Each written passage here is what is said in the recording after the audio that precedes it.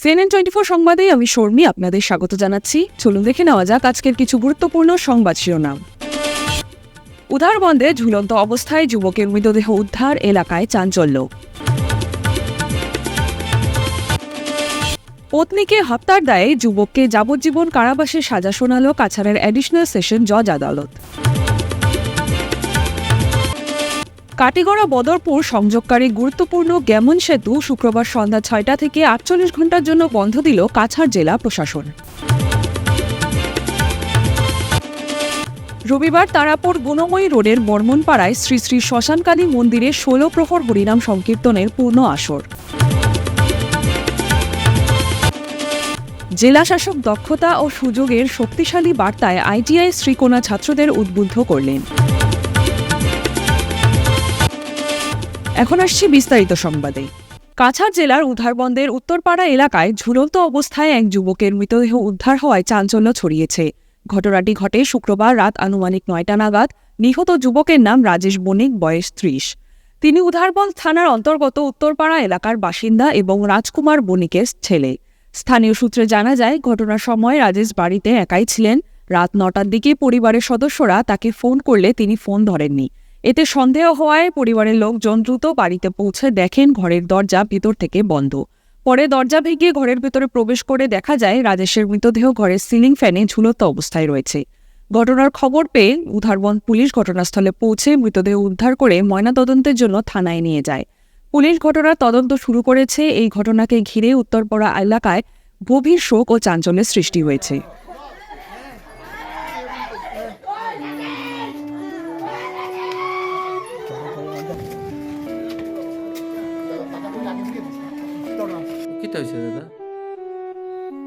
আমি হঠাৎ বাইরে আসলাম, আমার ছেলে ফোন করছে।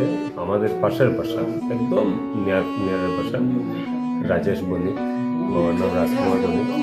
খবর গেছে আমার কাছে, সে নিয়ে সুইসাইড করছে। সঙ্গে সঙ্গে আমি পাশের বাসার মানুষকে ফোন করছি, করার পরে সবাই এসে আইয়ারে কীভাবে দেখা হয়েছে এখনো জানি না। এরপরে পুলিশকে খবর দেওয়া হয়েছে, পুলিশ এসে আবার এখন লইয়া যাওয়ার স্পট বানানোর লাগে। কিন্তু খুব ভালো ছেলে আছে। ছেলেটা মানে ১৭ বছর থেকে আমি এখানে থাকি, ১৭ বছর থেকে দেখি আর ছেলেটারে একটা পান, বিড়ি, সিগারেট কিছুই খায় না। কিন্তু এইরকম একটা ছেলে কে লেগেছে হঠাৎ করে নিয়ে, মানে কেউই জানে না খেলেই ঘটনা করতে। তার বাবাও নাই করে, তার মিসেসও নাই করে, নতুন বিয়া করছে, আজকে ৫-৬ মাস হয়েছে। বাবা, তার মিসেস, তারাও শিলচর। আর এই সন্ধ্যার সময় হঠাৎ ঘরের মধ্যে একলা, কেউ নাই। বন্ধুরা ফোন করতে করতে পারে না, পরবর্তীকালে তারা কীভাবে খবর পেয়েছে। তারপরে আমিও যোগাযোগ করে দেখলাম না ঘটনা সত্য। এরপরে তার থানা তো খবর হয়েছে, থানাও আইসে এমনি তার কোনো ধরনের কোনো ডিপ্রেশন বা অন্য কিছু আছে এরকম কিছু? এগুলো তো থাকার মতো আমরা দেখি আর না। কারণ আমি পাশের বাসা, তো সবসময় হাসি খুশি থাকে ছেলেটা। আর এখন বর্তমানে তার কোনো টেনশনও নাই। ব্যবসা একটা আছে, এও একটা প্রাইভেট কোম্পানি। কি ব্যবসা করতো দাদা? তারা একটা এখানে দোকান আছে, এই পাশে একটা ওই রূপায়ণী, পুরানা রূপায়ণী কিনারির দোকানে একটা খুলছে তারা। হেপ জায়গায় যেখানে তার বাবা গিয়ে দোকান থেকে করে, কিন্তু হেপ টাইমে সাহায্য করে বাবারে। কিন্তু কোনো তো টেনশন আমি দেখি না, খুব হাসি খুশি ছেলেটা। পত্নীকে হত্যার দায়ে যুবককে যাবজ্জীবন কারাবাসের সাজা শোনাল কাছাড়ের অ্যাডিশনাল সেশন জজ বঙ্কিম শর্মার আদালত। সাজাপ্রাপ্ত যুবক অপন দাস ধোয়ারবন্দ এলাকার নিউ বাগবাহারের বাসিন্দা। দেখুন সবিশেষ। অপন তার পত্নী কল্পনা দাসকে হত্যা করে ২০২০ সালের ১৭ জুন। নিউ বাগবাহারের বাসিন্দা অপন ওই এলাকারই একজনের বাড়ি থেকে দেখাশোনা সূত্রে পরিবার নিয়ে ওই বাড়িতে থাকত। ঘটনার দিন সকালে কোনো কারণবশত পত্নীর সঙ্গে তার বিবাদ বাধে, আর এতেই রেগে গিয়ে কাঠের টুকরো দিয়ে তার মাথায় সজোরে আঘাত করে। এই ঘটনার পর হইচই শুরু হয়ে যায়। আশেপাশের লোকজন ছুটে আসে। সুমন্ত দাস পুলিশকে জানান, পত্নীকে হত্যার পর অপন আত্মহত্যার চেষ্টাও চালিয়েছিল, তবে অন্যান্যরা তাকে ধরে ফেলে। এই ঘটনা নিয়ে পুলিশি তদন্ত প্রক্রিয়ার পর মামলা করায় আদালত পর্যন্ত। বিচার প্রক্রিয়া শেষে শুক্রবার আদালত রায় ঘোষণা করে। আর এতে অপনকে ভারতীয় দণ্ডবিধির বিভিন্ন ধারায় যাবজ্জীবন কারাবাসের সাজা শুনিয়ে জরিমানা করা হয়েছে ২০,০০০ টাকা। অনাদায়ে ভোগ করতে হবে আরও ৬ মাসের কারাদণ্ড।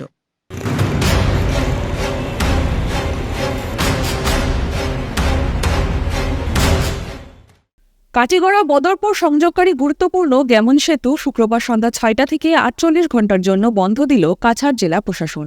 Circle officer doctor Robert taller সেতুর দুই প্রান্তে ব্যারিকেড বসিয়ে যান চলাচল স্থগিত করেন। দেখুন সবিশেষ। সেতুর দক্ষিণ অংশের জয়েন্ট আবারও 2 থেকে 3 ইঞ্চি নিচে বসে যাওয়ায় বড় ধরনের দুর্ঘটনার আশঙ্কা তৈরি হয়েছে। বিশেষজ্ঞরা সতর্ক বার্তার পরেই প্রশাসন জরুরি ভিত্তিতে সেতু বন্ধের নির্দেশ দেয়। অতিরিক্ত বোঝাই করা কয়লা, পাথর এবং লাইমস্টোনবাহী ট্রাককে এই ক্ষতির জন্য দায়ী করা হচ্ছে।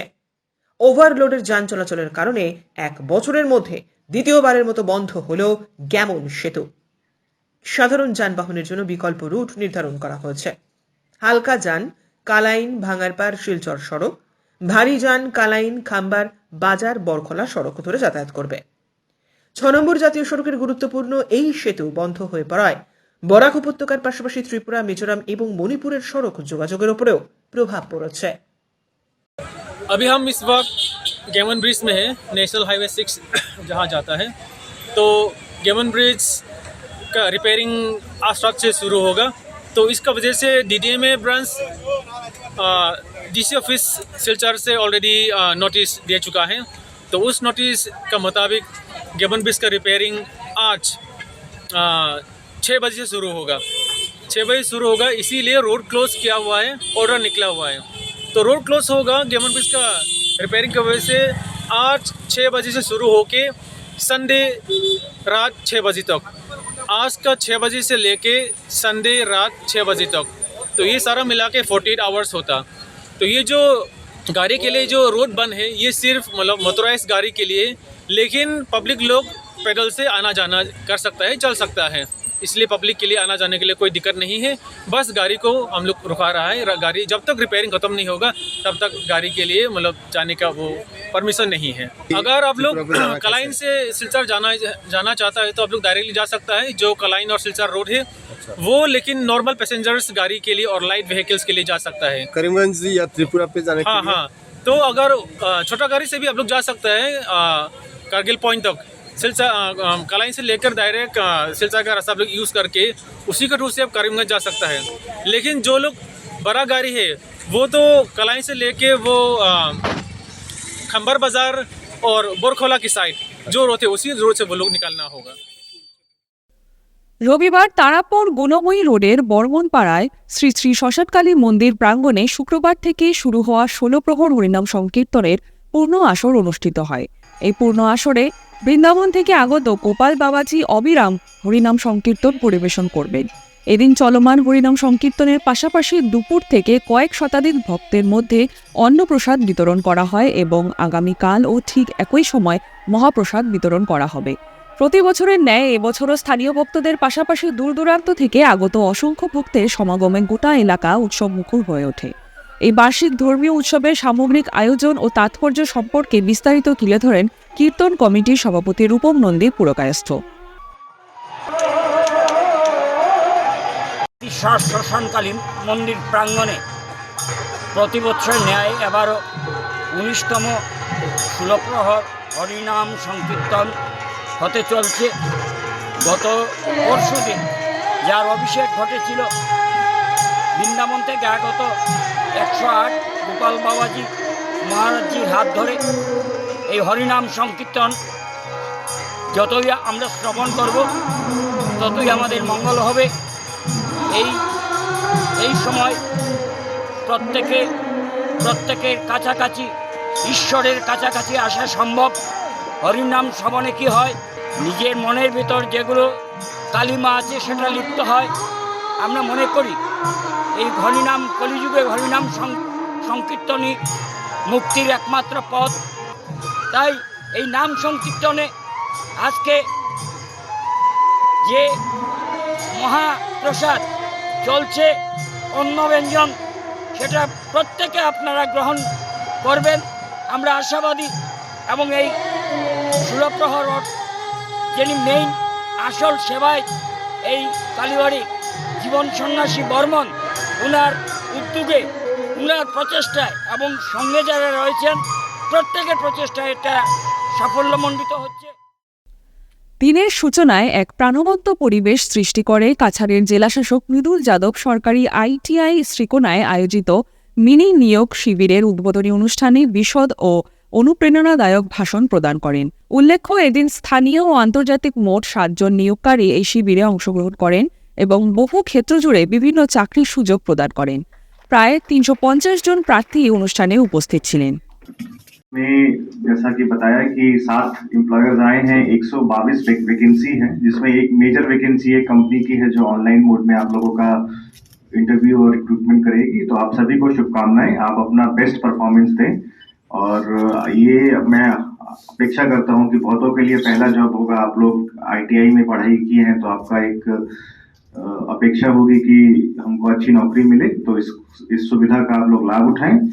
और आगे भी मैं हमारे जिले में बहुत सारे कंपनीज, बहुत सारे ऑर्गेनाइजेशंस काम कर रहे हैं और अभी भी ये ड्राइव इस तरह की चलती रहेंगी।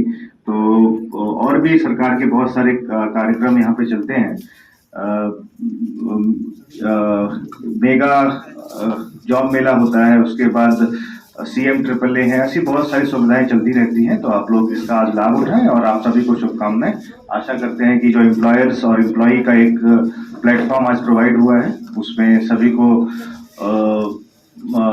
अपना लेवल का एम्प्लॉई मिलेगा और आप लोगों का ये जॉब सुखद होगा और आने वाले समय में भी हम लोग जो इस चीज को आगे बढ़ा पाएंगे। धन्यवाद। और कुछ भी आपको जिला प्रशासन से सहायता चाहिए, सहयोग चाहिए, कुछ जानकारी चाहिए, उसके लिए हम डिस्ट्रिक्ट एडमिनिस्ट्रेशन हमेशा उपलब्ध है। आप हमसे कभी भी कोई भी सहायता मांग सकते हैं। धन्यवाद। স্মৃতিশক্তি ও জ্ঞান বৃদ্ধিতে বিকল্প নেই বইয়ের। বহু পৌরাণিক ও মূল্যবান তথ্য আহরণ করা সম্ভব হয় মূল্যবান বই থেকে। অনেকেই আক্ষেপ প্রকাশ করছেন, বর্তমানে বই পড়ার আগ্রহ তেমনটা নয় যুব প্রজন্মদের কাছে। মোবাইলের ফাঁদে পড়ে তা যথেষ্ট উদ্বেগজনক। দেখুন সবিশেষ। রাষ্ট্রীয় শিক্ষানীতি আরোপ হলে যুব প্রজন্মদের মধ্যে বই পড়ার আগ্রহ অত্যাধিক বৃদ্ধি পাবে। এদিক দিয়ে অভিভাবকদের যথেষ্ট সচেতন হতে হবে।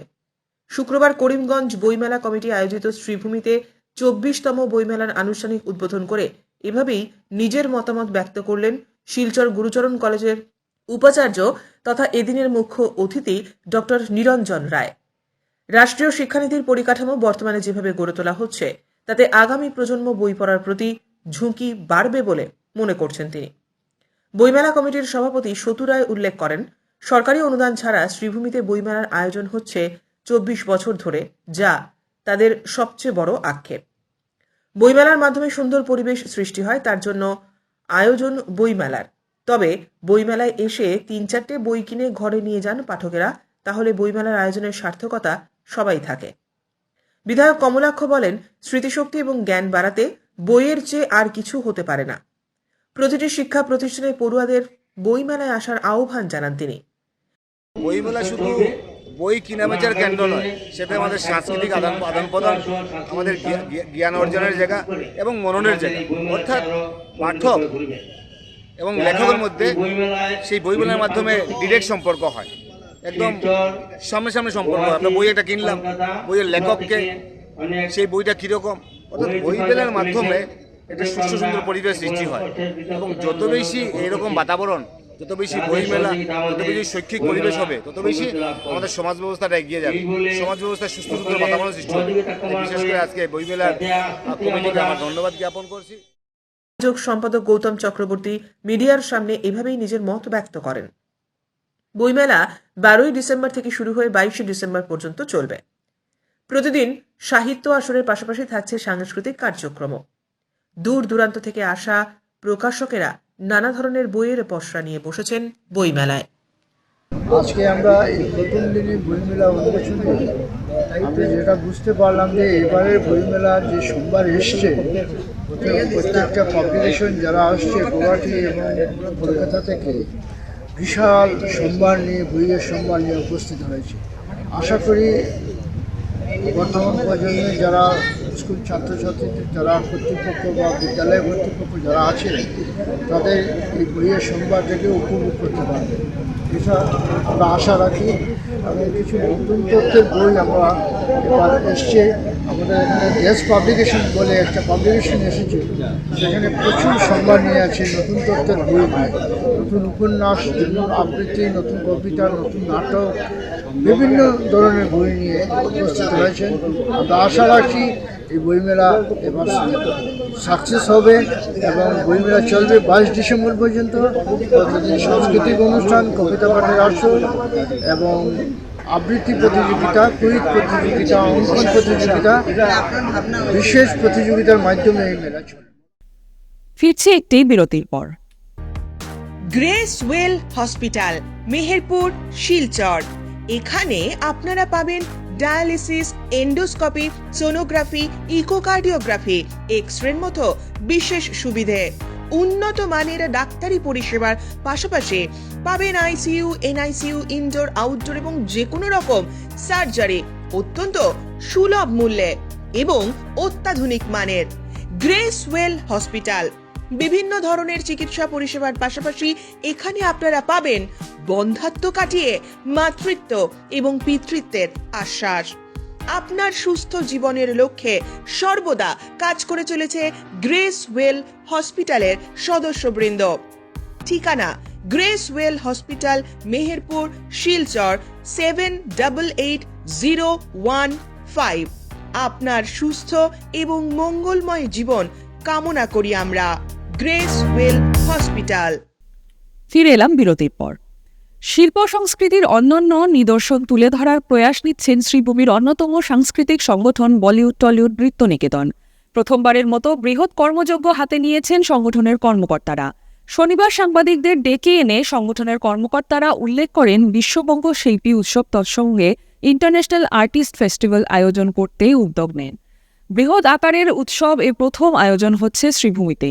এখনও পর্যন্ত 725 জন শিল্পী নাম অন্তর্ভুক্ত করেন, যারা ভিন্ন ভিন্ন বিভাগে সামিল হয়ে নিজেদের প্রতিভা মেলে ধরবেন। আগরতলা, গুয়াহাটি, কলকাতা তথা বরাক উপত্যকা থেকে অতিথিরা আসন অলঙ্কৃত করবেন। হতে যাচ্ছে আর তার সঙ্গে হচ্ছে ইন্টারন্যাশনাল আর্টিস্ট ফেস্টিভ্যাল। এইরকম প্রোগ্রাম সচরাচর হয় না। আজকে অনেক বড় বড় প্রোগ্রামগুলো, সাংস্কৃতিক প্রোগ্রামগুলো একদম মিটে যাচ্ছে, তো অনেকটাই মিটে যাচ্ছে। তো আমরা চেষ্টা করছি যে অনেক অনেক নতুন নতুন শিশু শিল্পীরা যাতে অনেক দূর অব্দি এগোতে পারে, এক একটা নিত্য নতুন মঞ্চ যেতে পায়। আমাদের আসাম তথা আমাদের বাইরের থেকে অনেক আর্টিস্টরা আসছেন, কলকাতা, আগরতলা, উনি বললেন একটু আগে, অনেক বড় এটা আমাদের প্রোগ্রাম হতে যাচ্ছে, অনেক বড় আমাদের একটা প্রোগ্রাম হতে যাচ্ছে। তার সঙ্গে হচ্ছে আপনারা অনেকেই আমাদেরকে চেনেন, আমাদের ইতিমধ্যে আমাদের স্টার জলসা ডান্স রিয়েলিটি শোতে আমরা জাজমেন্ট করছি। তার সঙ্গে আগামীতে সোনি টিভি চ্যানেলে অনেক বড় একটা রিয়েলিটি শো হতে যাচ্ছে, সেটার মধ্যে আমরা থাকছি। অবশ্যই এখানে অডিশন হবে, আপনারা যোগাযোগ থাকবেন আমাদের সঙ্গে। ধন্যবাদ। আর আমাদের এই প্রোগ্রামে আপনাদেরকে আমন্ত্রণ জানাচ্ছি, আপনারা সবাই আসবেন। খোয়াইয়ে শিক্ষা দপ্তরের উদাসীনতা ও অব্যবস্থাপনার জেরে শিক্ষাঙ্গনে নেমেছে চরম অরাজকতা। ছাত্রছাত্রীদের ভবিষ্যৎ যেখানে নিয়মিত তছনছ হচ্ছে, সেখানে সরকারি সম্পত্তিও বছরের পর বছর অবহেলায় রাস্তার ধারে পড়ে পচে নষ্ট হচ্ছে। একটি বিদ্যালয়ে খোয়াই জেলা শিক্ষা দপ্তর এবং অপরটিতে খোয়াই বিদ্যালয় পরিদর্শকের অফিস মাত্র 100 মিটারের দূরত্বে থাকা সত্ত্বেও দপ্তরের নজর নেই এদিকে। আশ্চর্য হলেও সত্যি, খোয়াই সরকারি দ্বাদশ শ্রেণীর বিদ্যালয়ের মূল ফটকের জরাজীর্ণ অবস্থার ভেতর দিয়ে রাজ্যের বর্তমান ও পূর্বতন মুখ্যমন্ত্রী থেকে শুরু করে মন্ত্রী ও আমলারা অগণিতবার সরকারি অনুষ্ঠানে যোগ দিলেও 1967 ইংরেজি সালের পর থেকে আজ অবধি জরাজীর্ণ লোহার গেট সংস্কারও হলো না, নতুন গেট তো লাগানোই হলো না। বিগত প্রায় 58 বছর ধরে খোয়াইয়ের বনেদি স্কুলের গেট ভগ্ন অবস্থায় জেলা সদর খোয়াইয়ের শোভাবর্ধন করছে, নজর নেই প্রশাসনের। কাটিগড়ার কালাইন থানাধীন এলাকায় ফের অটোরিকশা চুরির ঘটনা ঘটেছে। চুরির শিকার হয়েছেন বড়ইতলী 5ম খণ্ডের বাসিন্দা আলী হোসেন। দেখুন সবিশেষ। জানা গিয়েছে তার মালিকানাধীনে একটি অটোরিকশা প্রতিদিনের মতো রাত আনুমানিক 11টার দিকে অটোরিকশাটি বাড়িতে রেখে তিনি ঘুমোতে যান। পরদিন সকালে উঠে দেখেন সেটি যথাস্থানে নেই। খোঁজাখুঁজির পরেও তার কোনো সন্ধান না পেয়ে শেষমেশ থানার দ্বারস্থ হন। এজাহারে তিনি চুরি হওয়া অটোরিকশা দ্রুত উদ্ধারের দাবি জানিয়েছেন। এই ঘটনা ঘিরে এলাকায় ব্যাপক চাঞ্চল্য শুরু হয়েছে। পুকুর কিনারো ওখানে রাস্তা আছে, রাস্তার কিনারো ওখানে রাখিয়া যাই। রাখিয়া আমি গরো গেছি, গিয়া খাইয়া দিয়ে আমি ঘুমাই গেছি। সকালে 6টার সময় উঠিয়া দেখি আমার গাড়ি নাই। এখন আমি একটা FIR হালাইন থানাত আমি সাবমিট করি। তোমার নাম কি? আমার নাম আলিম হোসেন। আলিম হোসেন। আলিম হোসেন। বাড়ি কোন জায়গায়? রৈতলি পার্ট 5। রৈতলি পার্ট 5। গাড়ির নম্বর S11FC 2927 গাড়ির নম্বর। কিতা গাড়ি? Petrol auto. Petrol auto. Petrol auto Bajaj. Bajaj petrol auto. কবে হয়েছে ঘটনা? ঘটনা হয়েছে গতকালকে রাত্রে। গত রাত্রে? আগের রাত্রে? আগের রাত্রে। গাড়ি রাখিয়া গেছি, 11টার সময় ঘর গিয়া ঘুমাই গেছি। সকালে 6টার সময় উঠিয়া দেখি গাড়িও নাই। আর কোনো কিছু খবর না পাইয়া আমি এখন থানার দ্বারস্থ হয়েছি। FIR সাবমিট করি আর আমি ফালাইন থানার। বাংলাদেশ ভারত সীমান্তে দীর্ঘদিন ধরে সক্রিয় মানব পাচার চক্রের এক গুরুত্বপূর্ণ সদস্য আকাশ বিশ্বাস গ্রেফতার। খোয়াই থানার পুলিশ গোপন সূত্রে পাওয়া তথ্যের ভিত্তিতে শুক্রবার পোহরমুড়া এলাকায় বিশেষ অভিযান চালিয়ে তাকে আটক করা হয়। খোয়াই থানার ওসি কৃষ্ণধন সরকার জানিয়েছিলেন, সীমান্ত এলাকায় বেআইনি অনুপ্রবেশ ও মানব পাচার রোধে কঠোর পদক্ষেপ নেওয়া হবে। সেই প্রতিশ্রুতির ধারাবাহিকতাতেই এই সফল অভিযান। আকাশ বিশ্বাস বয়স 27, পিতা হরিদাস বিশ্বাস, পোহরমুড়া পঞ্চায়েত টিলা তার বাড়ি। CNN 24 সংবাদ আজকের মতন এই পর্যন্তই। নমস্কার।